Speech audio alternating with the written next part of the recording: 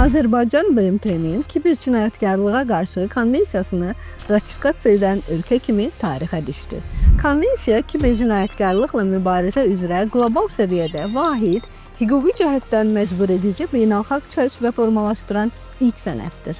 Beynəlxalq birliyin çoxillik gərgin əməyinin nəticəsi olan konvensiyanın yekun layihəsinin hazırlanmasında Azərbaycan xüsusi fəallıq göstərib. Dövlət Təhlükəsizliyi Xidməti, Xarici İşlər Nazirliyi, Xüsusi Rabitə və İnformasiya Təhlükəsizliyi Dövlət Xidməti və digər dövlət qurumlarının nümayəndələrinin daxil olduğu heyət sənədin mətninin formalaşmasına substantiv töhfə verib.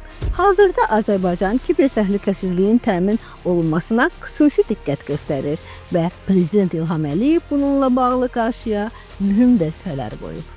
Kiber təhlükəsizlik üzrə əsas hədəflər müəyyən edilməlidir. Bu sahədə kritik sahələrdən biridir.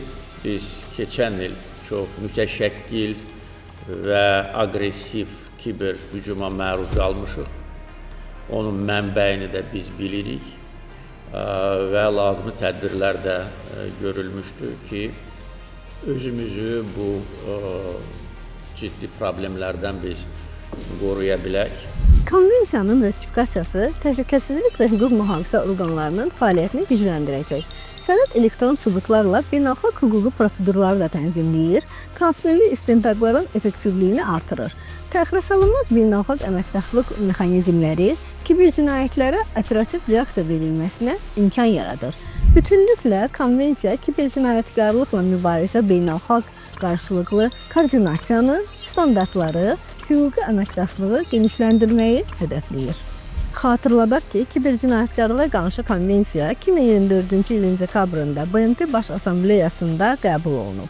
2025-ci ilin oktyabrında isə Hayonda 74 dövlət, o cümlədən Azərbaycan tərəfindən imzalanıb.